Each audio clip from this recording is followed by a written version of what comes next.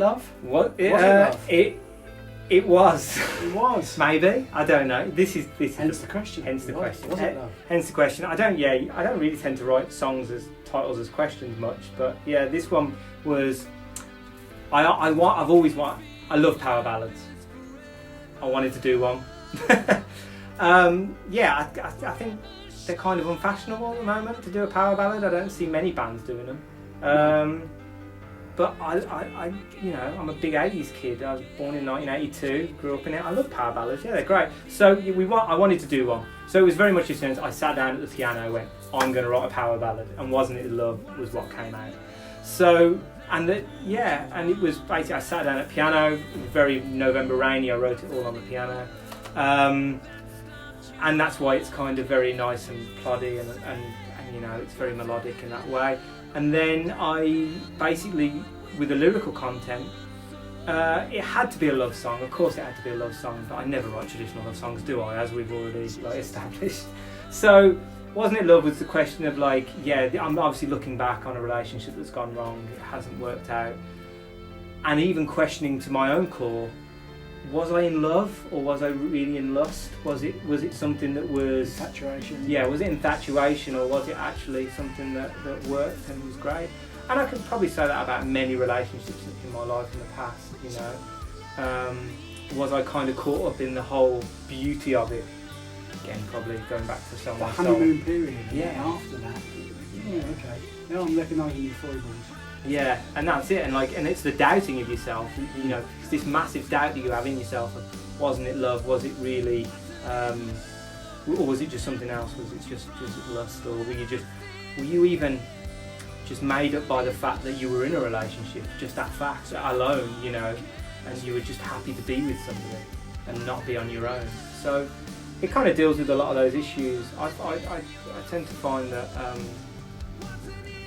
Again, it's written from the heart. Again, it's written from truth and truth in my own life. And I tend to find that those things are the best ways to write because they do connect with audiences more. I tend to find a lot of people saying that, especially when we're at gigs and stuff, and they come up and they go, "Oh, I love that song. Like that really speaks to the heart for me." And and I know it's genuine. Yeah, exactly. Yeah, and they can go, I know you being genuine. I know you singing your heart out on that one, and I know that it was really thinking that, I can really identify with that. And I tend to find we get a lot better, So you picture this live, you're wheeling out the grand piano, the white grand piano. White grand piano, Baz on the top with the guitar, on the Kieran leaned up against me on the because isn't that stuff cool?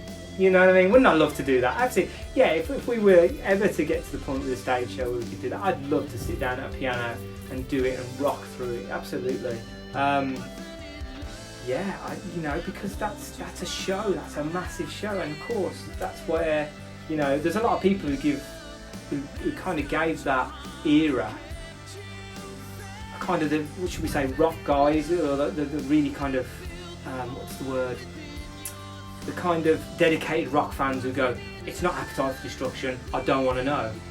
But it always has to evolve to a level where if you're going to fill stadiums, you've got to give them a stadium show, and unfortunately bringing out the grand pianos, bringing out the big motorbikes on stage, doing all this sort of stuff, and with massive stacks in the background and flamethrowers and a Rammstein stage, it's always going to be, you've got to entertain people en masse, then it's always going to be those big things, and unfortunately it's always going to come back, it's never going to just be 5 people in a band, is never going to entertain at that level.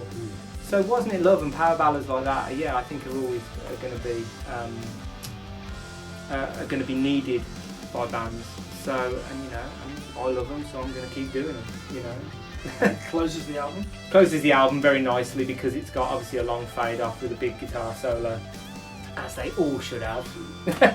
So this kind of whole Stairway to Heaven sort of, that sort of fade off. So I just love power ballads like that, and if it's up to me, bands would never not be allowed to do them. So Wasn't It Love, and that closes the album, and I kind of like, as a listening experience, for albums to close nicely, to shut the door, so that when I still sit with a vinyl on a thingy, put my headphones on and listen quite, detailed. And I like the fact that when things just fade off and you kind of almost get that kind of, it's almost like a Beatles, that was great, what's next, sort of thing. So yeah.